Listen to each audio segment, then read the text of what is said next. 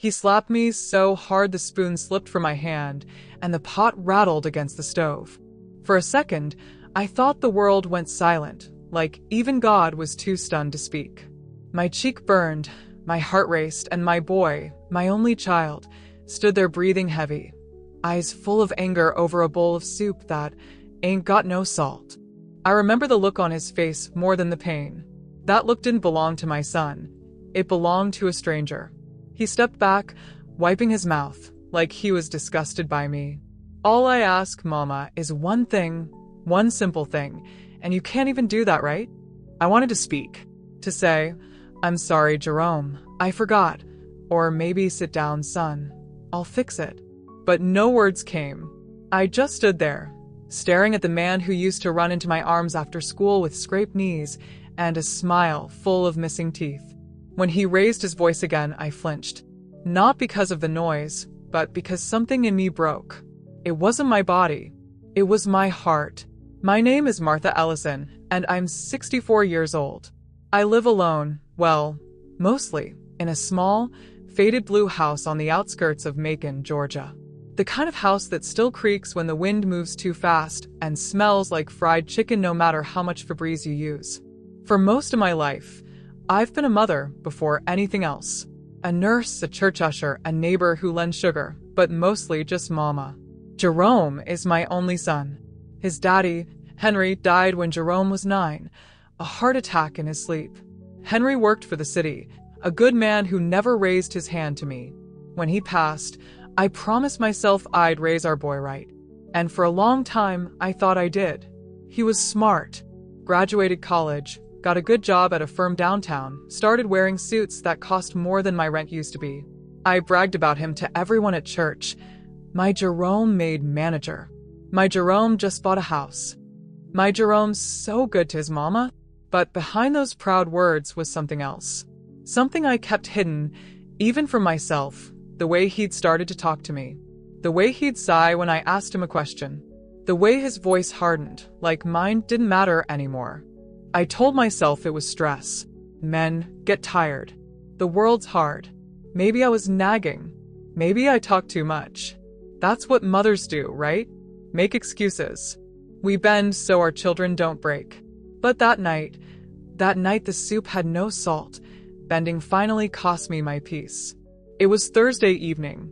The house smelled like chicken broth, garlic, and a little thyme. I always loved cooking from scratch, even when it was just me. Food is how I show love. My mama taught me that. She used to say, if the food good, it means your heart's still open. I thought Jerome would appreciate that. He came home late, shirt wrinkled, tie loosened, that deep frown he gets when something at work goes wrong. I didn't ask what was wrong. I just said, dinner's ready, baby. He sat down, grabbed his phone, and scrolled through it without looking up. I served him his soup, still steaming, and sat across from him with my own bowl. He took one sip, then slammed his spoon down. What's this? I blinked. Soup, baby. Chicken and... it ain't got no salt. His voice rose, so suddenly I jumped. How many times, Mama? How many times I gotta tell you I like my food seasoned? Jerome, Before I could finish, his hand came down hard on the table, rattling the bowls. You don't listen. You never listen. Then he stood up, grabbed the pot from the stove, and dumped it into the sink. Hot soup splashed on my arm. I felt it sting, but I didn't move. I work all day, and I come home to this?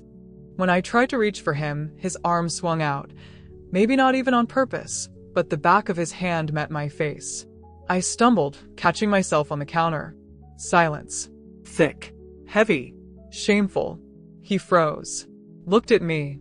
Then turned away, muttering, You made me do that. I didn't cry. Not that night. I sat in my room, pressing a cold cloth to my cheek, watching the moonlight crawl across my window. My body ached, but my heart was numb. I kept hearing his words. You made me do that. And for the first time, I realized how many times I'd heard them before in smaller ways. When I asked about his wife. When I mentioned church.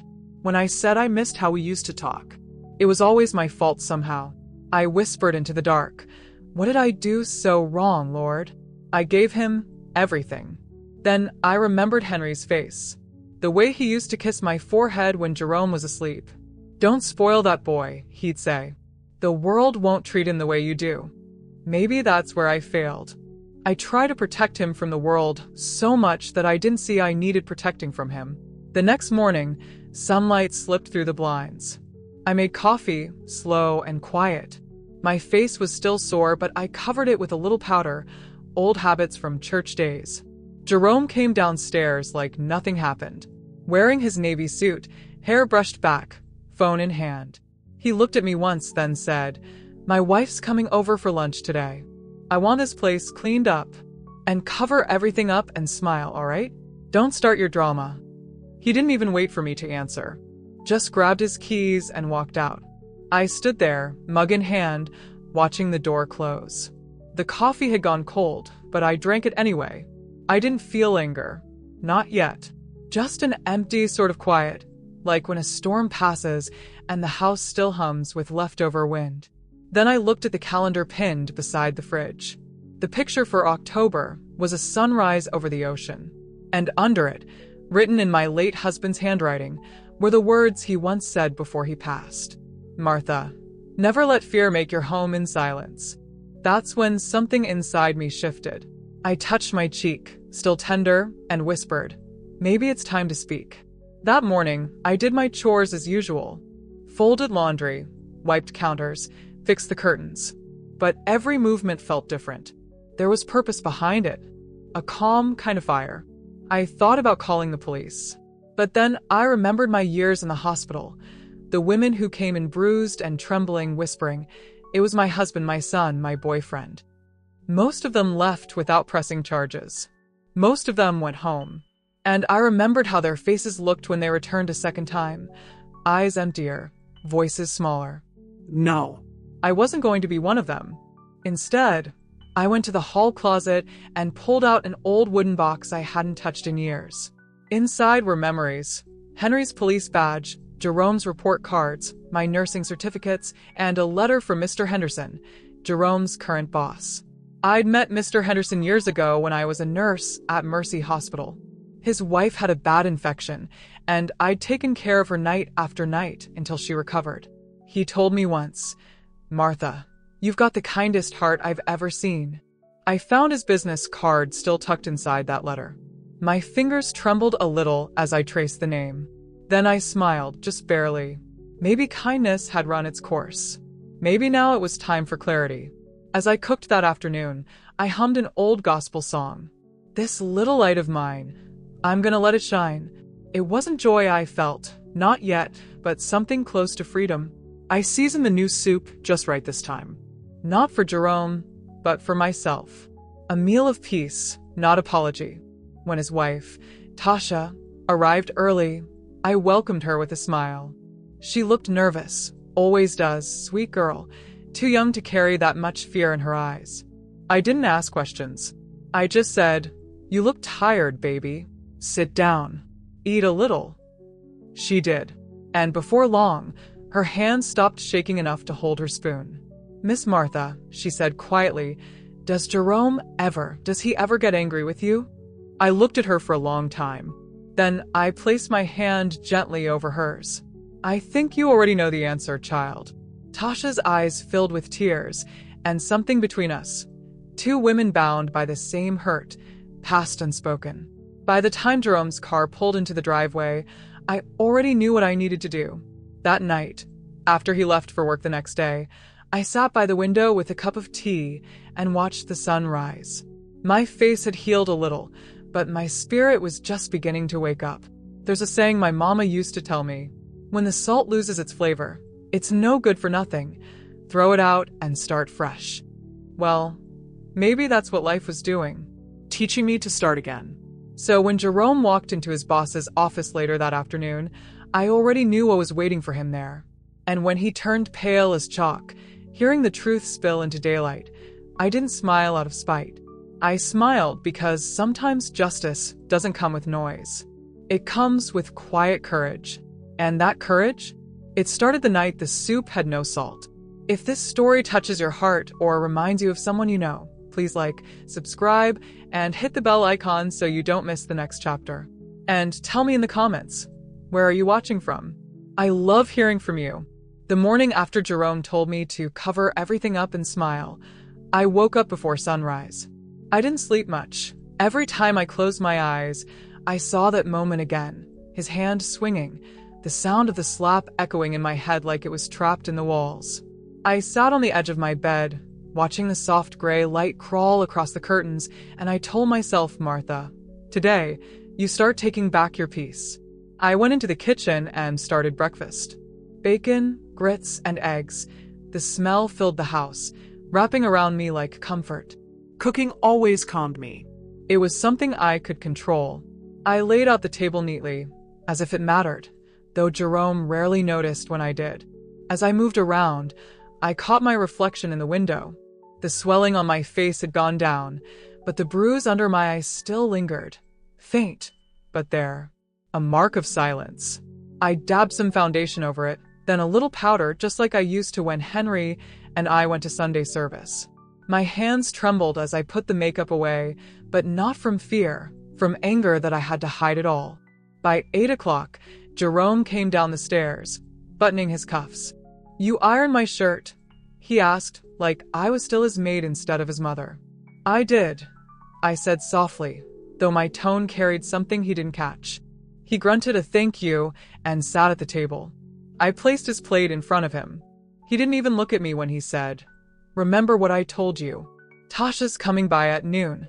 I want her to see that everything's fine. I don't want her worrying about anything, understand? Everything's fine. I repeated, my voice calm. But in my heart, I whispered, Not for long, Jerome. Not for long. When he left for work, the air in the house felt lighter. I waited until I heard his car disappear down the street before I let out the breath I'd been holding. I sat at the table, staring at the untouched breakfast he'd left behind.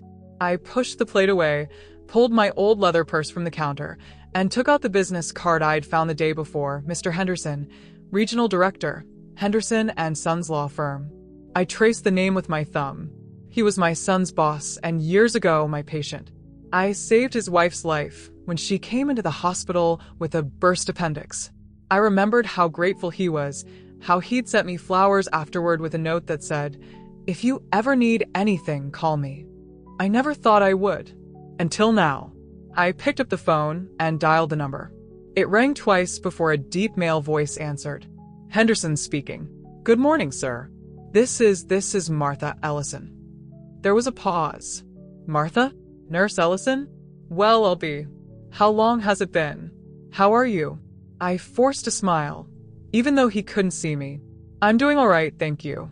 I was hoping I could speak with you about something important. It's about my son, Jerome. His tone changed immediately, softer, cautious. Your son? Jerome Ellison? He works for us now. Good employee from what I know. Yes, I said. I was wondering if I could meet you in person to discuss it. It's a little delicate. There was a long pause, then a sigh. Of course. How about this afternoon? Say 3 o'clock. Come by the office. I'll make time. Thank you, sir, I said, my voice trembling just a little. After I hung up, I sat quietly for a while. My hands were clasped in my lap, but my mind was loud. I wasn't sure what I'd say, but I knew I needed to be heard. By the time noon rolled around, the house was spotless. The floor shone, the curtains were fresh, and the smell of stew filled the air. When the doorbell rang, I knew it was Tasha. I wiped my hands on a towel and opened the door. She stood there in a pale pink dress, holding a small pie dish, looking nervous. Hi, Miss Martha, she said softly. Come in, baby, I told her. You're just in time. I made some lunch. She smiled faintly and followed me into the kitchen. I could see her glancing around, taking in the clean counters, the warm smell of food, the faint makeup hiding the mark on my face. I caught her eyes lingering there and quickly turned away. How's work, dear? I asked. Oh, it's fine, she said, her tone thin. Jerome said he had a big meeting today. He's been stressed. Stressed? I repeated quietly. That word covers a lot, doesn't it? She looked at me, then really looked, and I saw the truth in her eyes before she even said it. Miss Martha, does he ever get angry with you? I put down the ladle I was holding and sat across from her. For a moment, the room was silent except for the ticking clock. Then I said, Tasha, baby, anger is one thing. Cruelty is another. And yes, sometimes he forgets which one is which. Her eyes welled up. She bit her lip hard like she was trying not to cry. He yells at me too, she whispered. Sometimes he throws things. Says I make him mad. I thought maybe it was my fault. I reached across the table and took her hand. Her fingers were cold. It's never your fault, honey. That kind of anger don't come from you. It comes from something broken inside of him. She looked down, tears slipping quietly down her cheeks. I felt a deep ache in my chest for her, and for myself. Two women, both bruised by the same man, sitting in the same kitchen pretending everything was fine. After a moment, I stood up, went to my room, and came back with a plain white envelope. I set it on the table in front of her. What's this? She asked. Something that might help you one day, I said. Inside the envelope were copies of photographs I'd taken of my bruises, a note I'd written describing the night he hit me, and the name of a shelter I used to volunteer at. If you ever need to leave, go there. Tell them you know me. Tasha's lips trembled. You're helping me, but what about you? I smiled faintly. Don't you worry about me. I'm working on that part. When she left, she hugged me, a soft, shaky hug that lingered. I watched her drive away, the envelope tucked tightly in her purse. Then I went to my room, changed into a clean blouse, and headed out to meet Mr. Henderson. The air outside was warm and thick, the kind of southern humidity that made the trees shimmer like they were sweating too. My hands gripped the steering wheel tight the whole way there. When I arrived, the building looked as tall and shiny as ever, glass windows, silver doors, people in press suits walking fast like they were chasing time. I felt small walking in, but I held my head high. The receptionist, a young white woman with red lipstick, smiled politely when I gave my name. Mr. Henderson's expecting you, ma'am, she said, leading me down the hall. When I stepped into his office, he stood up right away, still tall and broad, though grayer than I remembered. Martha, he said warmly, shaking my hand. It's been, 20 years? You look the same. I laughed lightly. You need your eyes checked, sir. He gestured for me to sit. So, what brings you here about Jerome? I hope everything's all right. I took a deep breath. The words stuck in my throat for a moment, but I forced them out. No, sir. Everything's not all right. I told him everything. Not just about the soup, about the months of anger, the shouting, the way Jerome's temper had grown sharp like broken glass. I told him how he'd hit me, how he'd made his wife afraid to speak. Mr. Henderson's face darkened as I spoke. He didn't interrupt. He just sat there, hands folded, eyes steady on mine. When I finished, he was quiet for a long moment. Then he said softly, Martha, I had no idea. I'm so sorry. I don't want pity, sir, I said. I just need to stop him before he ruins more lives, including his own. He nodded slowly. You were always a strong woman. I remember that. Leave this with me. I'll handle it carefully. I promise you that. I thanked him, tears threatening to fall, and handed him the folder I'd brought, copies of photos, medical records, even a short letter I'd written to explain what happened. As I stood to leave, he said, Martha, you saved my wife's life. Now let me return the favor by saving yours. The drive home felt different. The air seemed cleaner, the world sharper.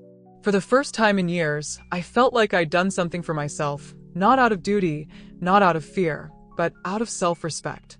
When I pulled into the driveway, the porch light had flickered on even though the sun was still high. I walked inside and set my purse down.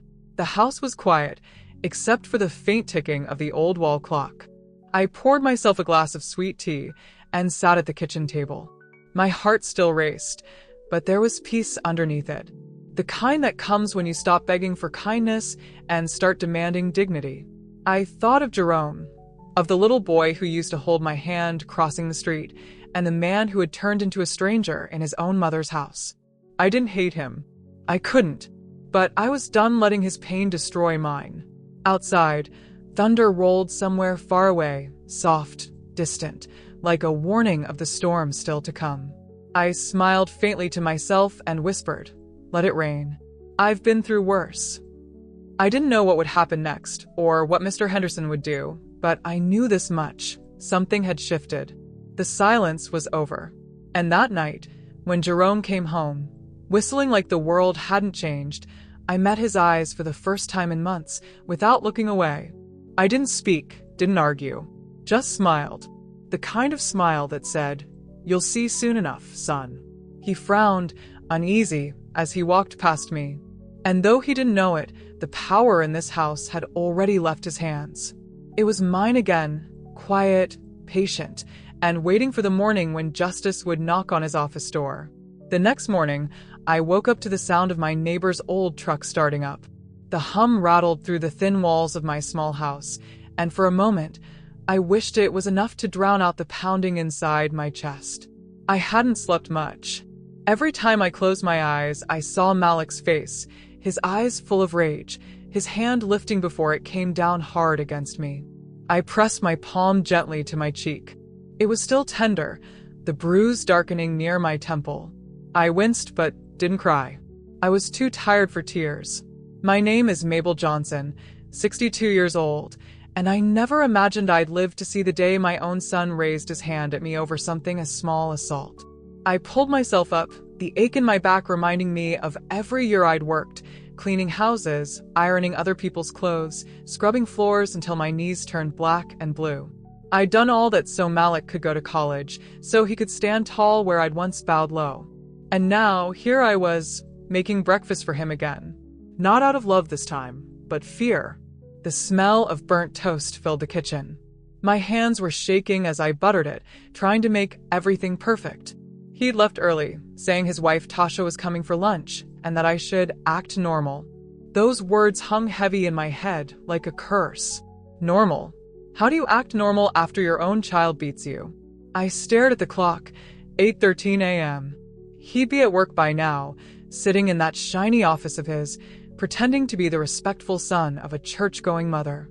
He had everyone fooled, even the pastor. I looked around the small kitchen, my kitchen, the one I'd built with my late husband, Charles. The paint was peeling, but the space held warmth once. The curtains were yellow and floral, old but clean. There was a time Malik used to sit right there by the counter, swinging his legs while I stirred soup. He'd say, "Mama, one day I'm going to buy you a big house with marble floors." And I'd smile, believing him. Now, the only thing marble in my life was the cold stone of my husband's grave. I sat at the table and took a sip of coffee, the bitterness settling in my mouth. It wasn't just the drink, it was the truth I couldn't swallow. My son didn't love me anymore. Maybe he hadn't for a long time. Maybe I just refused to see it. The doorbell rang. I froze. It was too early for Tasha. Maybe the mailman. I stood up, clutching the edge of the table for balance, and shuffled toward the door. When I opened it, my heart nearly stopped. It was Pastor Davis. He was a tall man, maybe in his late 50s, with kind eyes and a calm voice. "Morning, Sister Mabel," he said. "I was just passing by and thought I'd check in on you. Haven't seen you at service for 2 Sundays.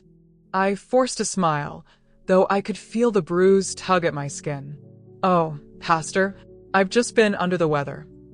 He nodded slowly, his gaze flickering over my face. I saw it, the flicker of concern, the unspoken question. "May I come in?" he asked softly. I hesitated, then stepped aside. "Of course." He walked in, his shoes tapping gently against the floor. The house felt smaller with him inside, like it was holding its breath too. "Coffee?" I asked, already reaching for another cup. "That'd be nice," he said, sitting down. "You know, Sister Mabel, every time I pass the street, I think about how much you and Charles used to help with the food drives. You two were the heart of that kitchen." I swallowed hard. "That was a long time ago, Pastor." "Yes, but the Lord never forgets good hearts. he said kindly. I hope Malik's been doing well. I saw him at service last week. He mentioned he's taking good care of you. The spoon slipped from my fingers and clattered into the sink. He said that? I asked, my voice cracking. Pastor Davis nodded. Oh yes. Spoke so proudly of you. Said you're living with him now, and he's making sure you're comfortable. I turned away so he couldn't see my face twist in pain. Comfortable? If he only knew the truth, if he knew the bruises under my sleeves, the fear that clung to me like sweat. I forced a laugh. You know how kids are, Pastor. They like to make things sound bigger than they are. He smiled faintly, but I could tell he didn't quite believe me. Well, if you ever need anything, prayer, groceries, or just someone to talk to, you know where to find me. I nodded quickly, wanting him to leave before I broke down. He said a short prayer before leaving, his voice low and steady, blessing the home, blessing me, blessing Malik. When the door closed, I leaned against it, trembling. That was close. Too close. If Malik found out I talked to anyone, even the pastor, he'd. I couldn't even finish the thought. I went to my room and sat on the bed, staring at the family photo on the dresser. Me, Charles, and Malik. I was wearing a red dress, my smile wide and full of hope. Charles had his hand on my shoulder. Malik looked so young, maybe 10. His smile was real back then, pure and proud. What happened to you, baby? I whispered. The tears came then, heavy and unrelenting. I cried until I heard a car horn outside. My heart jumped. I wiped my face quickly and ran to the mirror, dabbing some powder over the bruise. Tasha's car was pulling into the driveway. She stepped out, wearing a neat beige coat and heels that clicked sharply on the pavement. Her curls were perfectly done, her lipstick flawless. I always thought she looked too polished to be real. Good morning, Mama Mabel, she said brightly when I opened the door. I smiled, tight and strained. Morning, baby. You look lovely. Thank you. She stepped in, glancing around the house. I hope Malik didn't forget to tell you I was coming. I brought dessert. She handed me a box from the bakery downtown.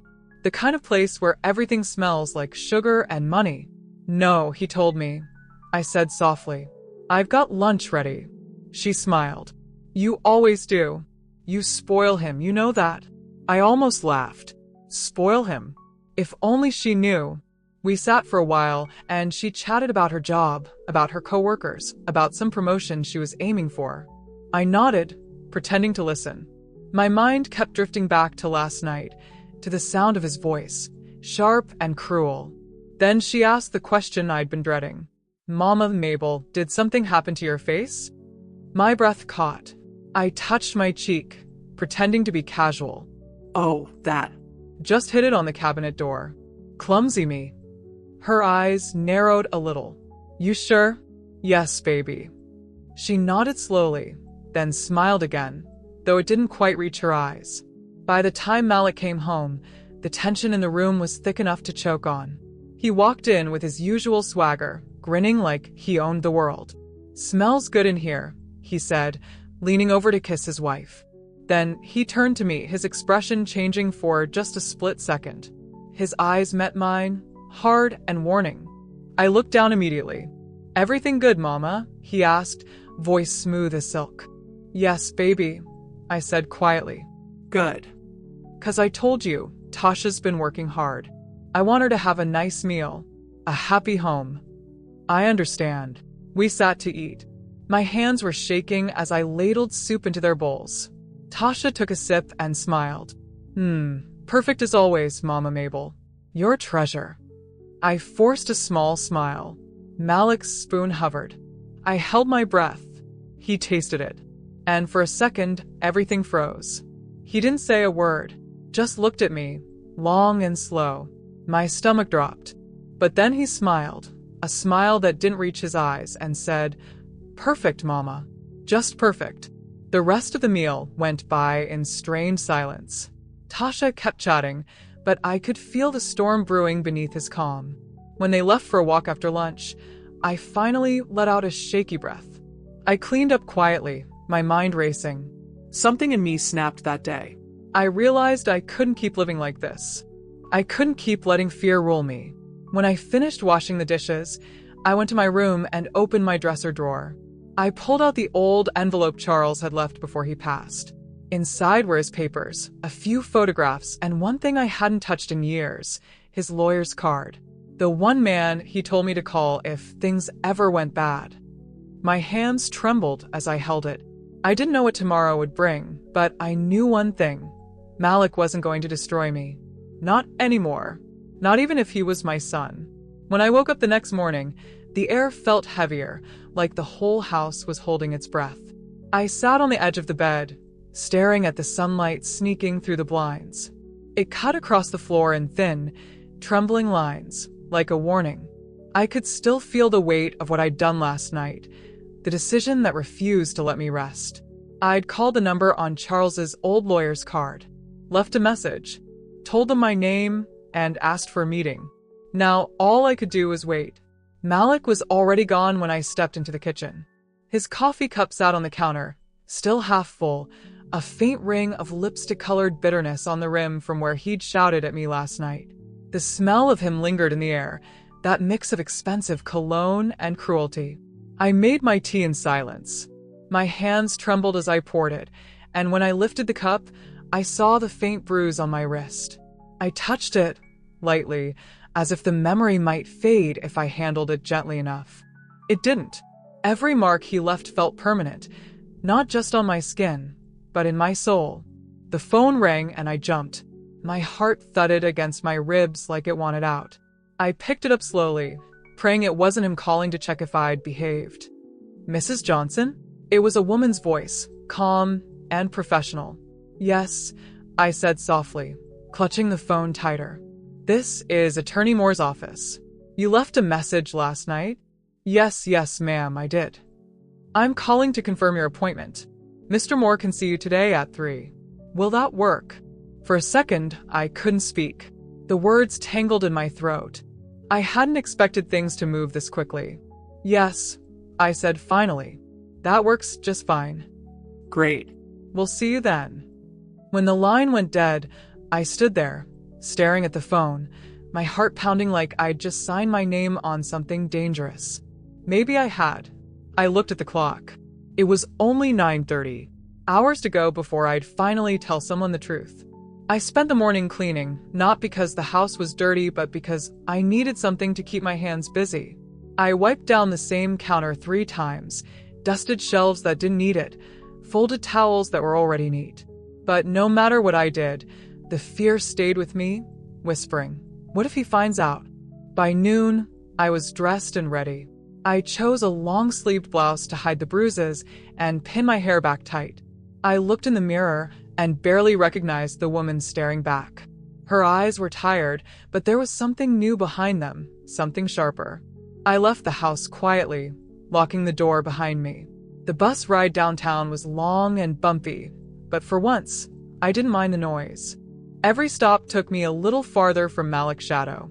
When I reached the lawyer's office, my hands were sweating. It was a tall glass building, the kind I used to clean when I worked as a janitor. Walking in now felt like stepping into another world. The receptionist smiled politely when I gave my name. He'll see you in a few minutes, Mrs. Johnson. Please have a seat. I nodded and sat down, clutching my purse to my chest. I could feel eyes on me.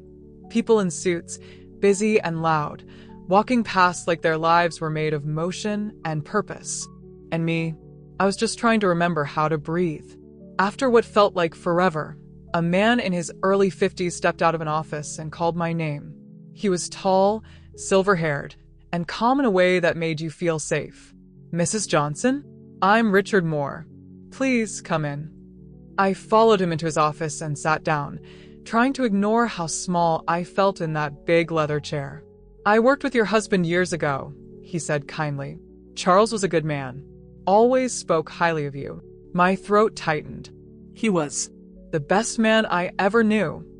Mr. Moore nodded slowly. So, tell me what's going on, Mrs. Johnson.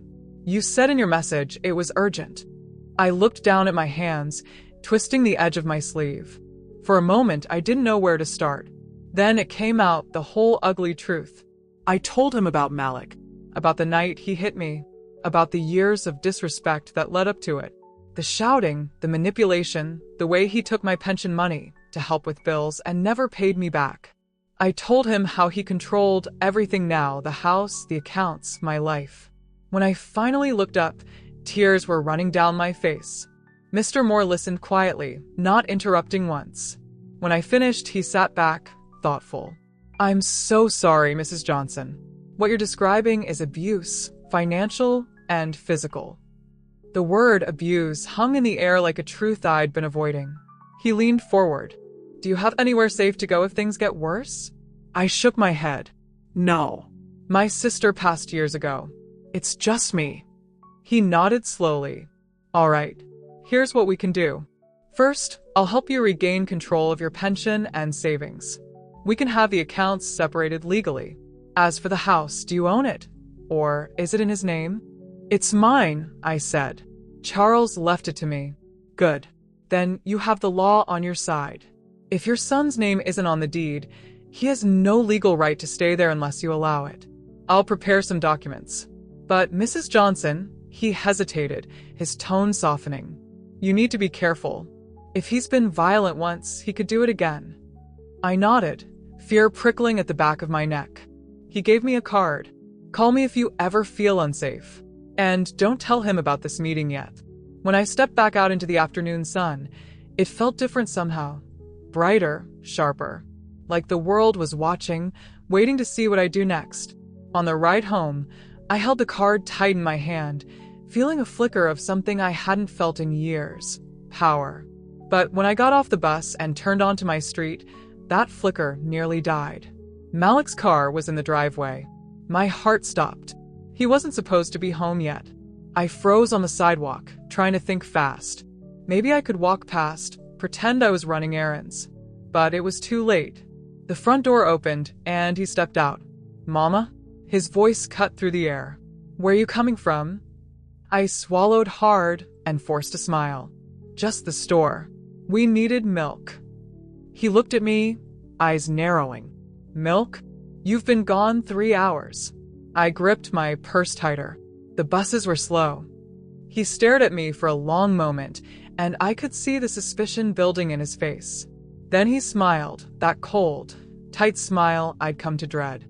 All right then. Come inside. We need to talk. My stomach turned. Every instinct screamed, don't go in there. But I did, because fear had a way of forcing obedience.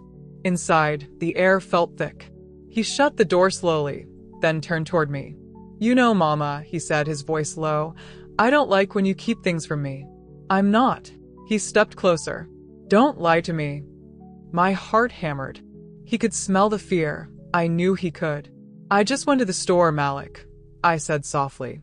He studied me, his jaw tightening. Then suddenly, he grabbed my arm, the same arm he'd bruised before, and squeezed hard. Don't ever lie to me, he hissed.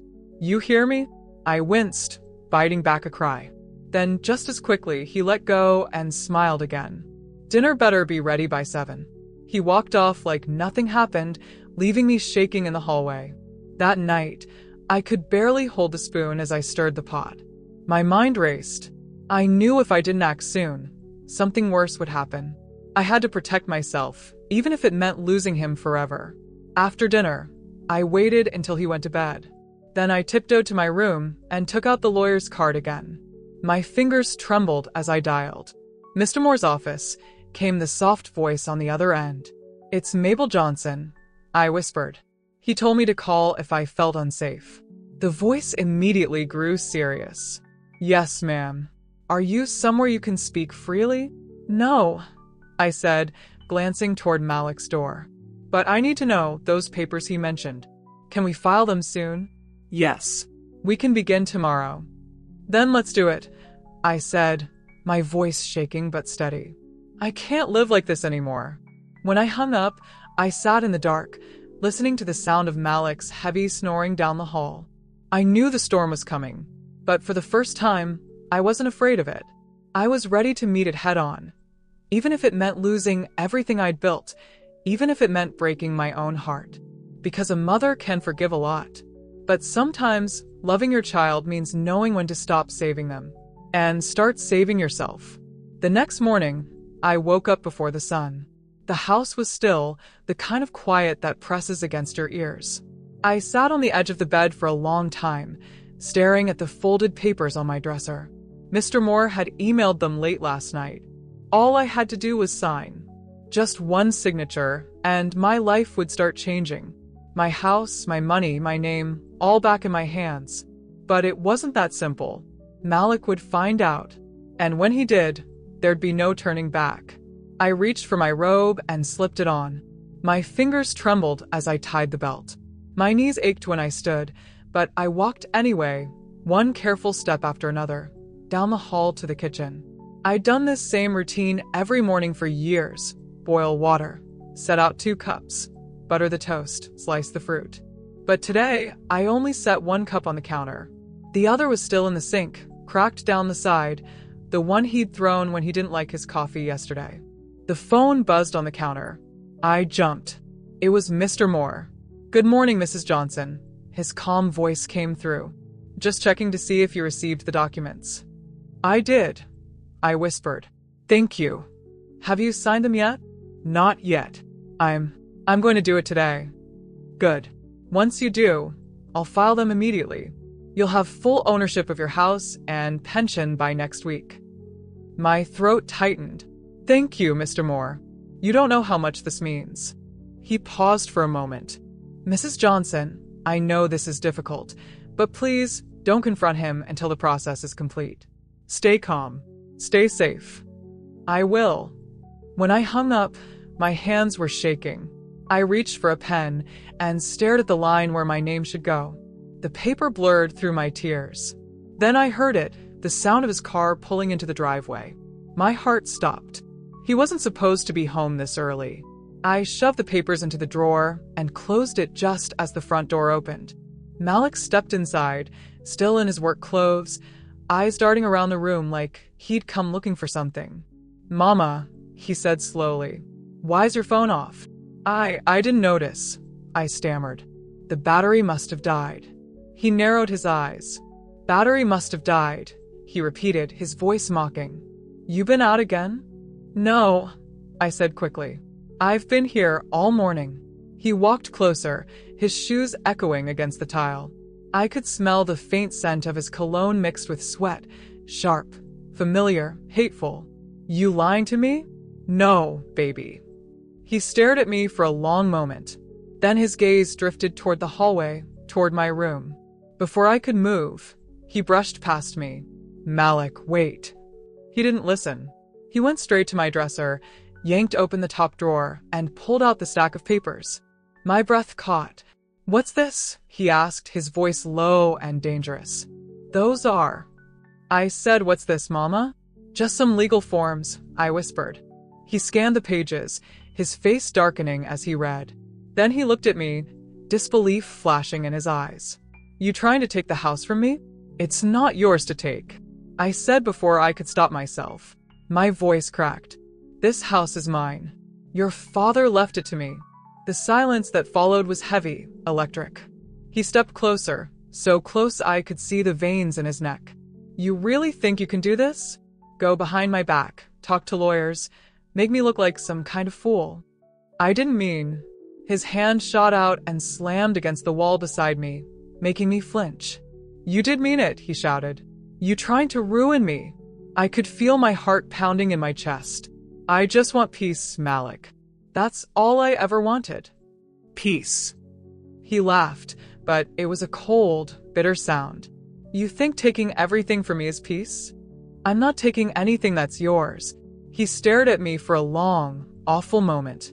Then, without warning, he grabbed the papers and tore them in half. "No," I cried, reaching out, but he shoved me back. I stumbled against the dresser, pain shooting up my arm as I hit the edge. "You'll do what I say," he growled. "This house, this life, everything you got is because of me now. You don't move without my say-so.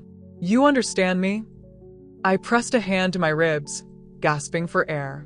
He stormed out, slamming the door so hard the picture frames rattled on the wall. I stood there, shaking, tears running down my face. I bent to the floor, gathering the torn pieces of paper. My vision blurred, but I could still see my name, Mabel Johnson, split down the middle. Something broke inside me then. It wasn't fear this time. It was something deeper, something final. That night, I sat at the table with the pieces spread out before me. I taped them back together as best I could and took a picture with my phone. I emailed it to Mr. Moore. The subject line was simple. He found them. I need help. I didn't expect him to reply that late, but 5 minutes later, his message came through. Mrs. Johnson, I'm so sorry. Please go somewhere safe tonight. We'll refile everything first thing tomorrow. And I'm contacting the police to file a protective order for you. Do not stay alone. I read his words 3 times before I moved. I packed a small bag, just my essentials, a change of clothes, my Bible, and the photo of Charles that always sat by my bed. Then I went to the kitchen to get my keys. But when I reached the counter, I froze. The front door creaked. He was home again. I didn't even hear his car this time. Mama? His voice slurred slightly. He'd been drinking. Where are you going? I gripped the counter so tight my knuckles turned white. Nowhere, baby. Just taking out the trash. He stepped into the light. His eyes were glassy, unfocused. With a suitcase? I was just... He laughed then, a sound that made my stomach twist. You really think you can just walk out, huh? After everything I've done for you? Malik, please, I whispered. You need to calm down. He took another step, and I could see the anger rising in him again, that same fire that had burned through every kind word I'd ever given him. I gave you everything, he shouted. You ungrateful old woman. I backed away, my hand trembling as I reached for the phone on the counter. Don't come closer, Malik. He lunged forward, knocking it out of my hand. It hit the floor, screen shattering. You gonna call the cops on your own son? He spat. Tears blurred my vision. If I have to, yes. He froze then, like my words hit something he didn't expect. His jaw tightened, and for a moment, I saw the boy he used to be, the one who'd hug me after school, the one who cried when his father died. But that boy was long gone. You think you can hurt me and just walk away? He said, voice breaking. You ain't leaving this house. And then, suddenly, he reached for my arm again. But this time I didn't flinch. I reached behind me, grabbed the hot pot of stew I'd been cooking, and swung it. The pot slipped, but the scalding broth splashed across his sleeve and chest. He screamed, stumbling back. I didn't wait. I ran. I grabbed my bag, pushed through the door, and sprinted down the driveway. My lungs burned, my legs shaking, but I didn't stop until I reached the streetlight at the corner. A neighbor, Mrs. Price, stepped out onto her porch, startled. Mabel? What on earth? Please, I gasped. Call the police. Within minutes, the flashing red and blue lights filled the street. I stood there, trembling under the weight of everything that had just happened, while 2 officers walked up to the door. Malik didn't fight them. He came out quiet, face pale, hand still clutching the spot where the stew had hit. As they cuffed him, he looked at me, really looked at me, and for the first time in years, I saw fear in his eyes. Mama, he said softly, almost pleading, please don't do this. I wanted to answer, but the words wouldn't come. I just stood there, holding my shaking hands against my chest, watching as the car doors closed and the sirens carried him away. When the street was quiet again, Mrs. Price came over and put a blanket around my shoulders. It's over now, she said gently. But it wasn't over. Not yet. 2 days later, I sat in Mr. Moore's office again, signing the new papers. This time, he'd filed everything under court protection. My accounts, my property, everything was safe. You did the right thing, Mrs. Johnson, he said softly. You're not alone anymore. I nodded, but my heart was heavy. I looked down at my hands. They were still trembling slightly, but not from fear this time. From release. From everything I'd carried for too long. When I went home that evening, the house felt different. Empty, yes, but peaceful. The silence no longer scared me. I walked to the kitchen, poured myself a cup of tea, and sat by the window. The bruise on my arm was fading now, turning the color of old paper. Outside, the sun was setting, soft gold, forgiving. For the first time in years, I whispered, "Thank you, Lord." I didn't know what tomorrow would bring, court dates, questions, maybe shame from the neighbors, but I knew one thing for sure. I'd survived my son's anger, and I wasn't going back. Because sometimes survival doesn't look like strength. Sometimes it looks like a trembling old woman holding a cup of tea in a quiet house, finally free. When I woke up that morning, the house felt different. It wasn't just the quiet, it was too quiet, too clean, too still. The kind of silence that feels heavy, like it's waiting to see what you'll do next. I lay there for a few minutes, staring at the ceiling, listening to the ticking of the old clock on the dresser. Every tick reminded me that today was the day. Today, everything would change. It had been a week since Jerome laid his hands on me. A week since he screamed at me over soup that didn't have enough salt. A week since I saw a look in his eyes that reminded me of his father. That night replayed in my mind over and over, like a film I couldn't turn off. The slap, the fall, the sound of the pot breaking against the floor. I could still feel the sting on my cheek, still hear my own voice trembling as I asked, "Why, baby, what did I do so wrong?" He didn't answer then. But he would today. I got up slowly, my knees creaking the way they always did, and shuffled to the mirror. The bruise had faded to a dull yellow, but I still saw it, still saw what he'd done, what I'd allowed to happen. I smoothed my hair back and took a long, deep breath. "My name is Martha Ellison," I whispered to my reflection, steadying my voice. "And I am not a victim anymore." I'd spent my whole life keeping the peace, with my late husband, with my church sisters, with neighbors who thought I was strong because I never raised my voice. But that strength, I realized, wasn't strength at all. It was silence. The kind that eats away at your soul one apology at a time. Jerome thought he'd won when I stayed quiet after that night. When I covered the bruise with makeup before his wife came over for lunch. When I smiled and served them food as if nothing had happened. He didn't see the moment I made up my mind, when his wife, a sweet young woman named Naomi, mentioned that Jerome had been having trouble at work, that his boss wasn't too happy lately. That was when the idea formed. Not revenge, not at first, just a desire to be heard, to finally make my son see the woman he'd broken. So, I dressed carefully that morning, a soft blue dress, the same one I wore the day he graduated from college. I pinned my brooch, the one with the small silver dove, and tucked my old phone into my purse. I charged it overnight. There was something on it Jerome didn't know about, a recording. When he'd attacked me that night, the phone had fallen from the counter. It had landed face up, recording a voice message I'd been sending earlier to my sister, Etta. It caught everything, his shouting, the slap, my cries, every cruel word. I'd listened to it more times than I cared to admit. It hurt every time, but it also reminded me why I couldn't just let it go. I had already sent that file to Naomi's email, from an address Jerome didn't know existed. It would arrive right about now. I smiled faintly. The morning sunlight broke through the window blinds, cutting lines across the kitchen floor. I walked to the table and set down a tray, biscuits, eggs, bacon. The kind Jerome loved. I'd even made coffee the way he liked it, though this time it wasn't for him. I was waiting for someone else. A knock sounded at the door right on time. 3 sharp raps. When I opened it, Naomi stood there, her eyes red and swollen, clutching her phone like it was something fragile. "Mrs. Ellison," she said quietly. Can I come in?" I nodded and stepped aside. She walked into the kitchen, looking around like she was seeing it for the first time. Her hands trembled slightly. She didn't sit down right away, just stood there, breathing hard, as if she was trying to hold herself together. "I listened to it," she said finally, her voice cracking. "That recording. I didn't know, Mrs. Ellison. I swear I didn't know." "I know you didn't, baby," I said softly. He made sure of that.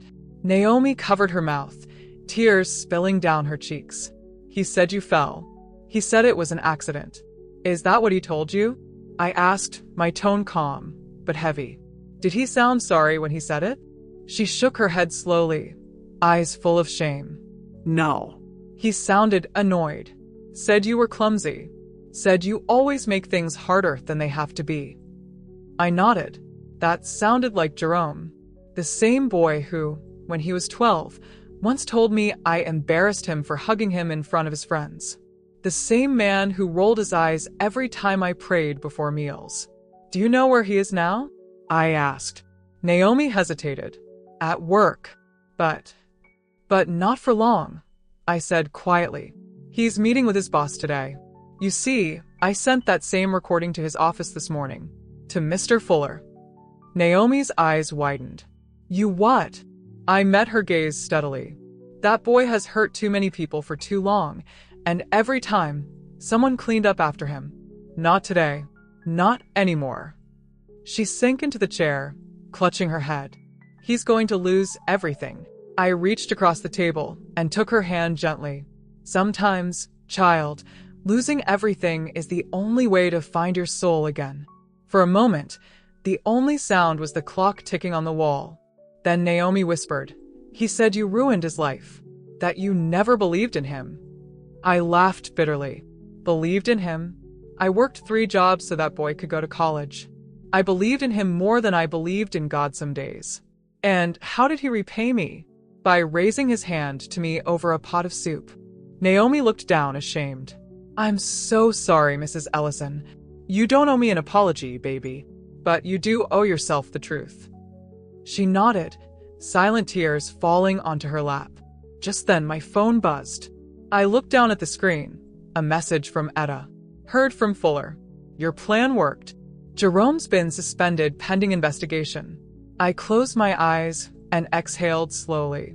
When I opened them, Naomi was watching me, searching my face. You planned all this, didn't you? Yes, I said simply. Every last piece. She swallowed hard. What happens now? I stood, walked to the window, and looked out at the street. The morning sun had grown brighter, washing the world in gold. For the first time in a long while, I felt like I could breathe. What happens now, I said, turning back to her, is that I start living my life again. And maybe, just maybe, he learns what respect really means.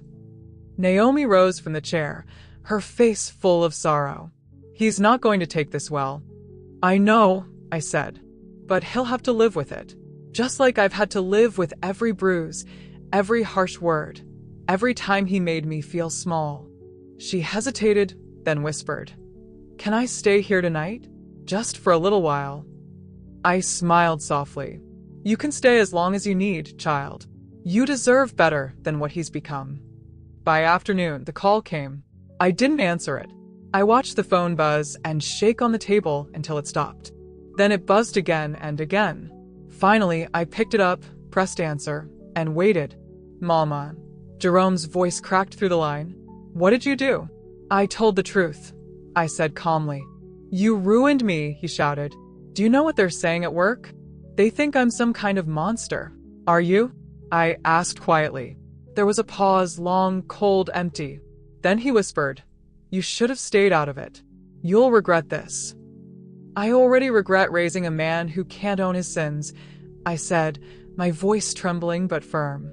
But I won't regret finally standing up. He hung up. For a long time, I just sat there, listening to the silence again. Only this time, it didn't feel heavy. It felt peaceful. That evening, Naomi and I sat on the porch, watching the sun set. She leaned against the railing, her face tired but lighter somehow. You know, she said softly, I think you saved me too.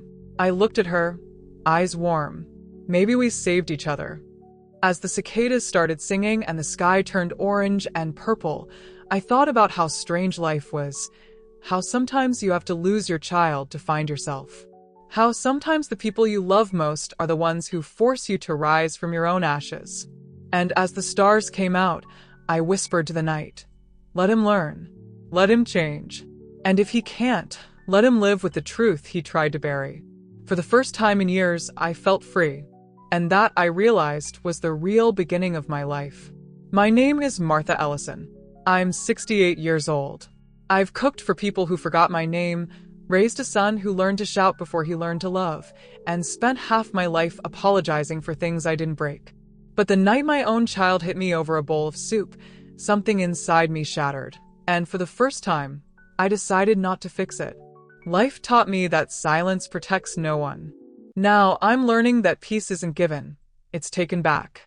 If you've been following my story and it stirred something in your heart, if you felt my pain, my courage, or my quiet revenge, please like, subscribe, and hit that bell icon so you won't miss what comes next.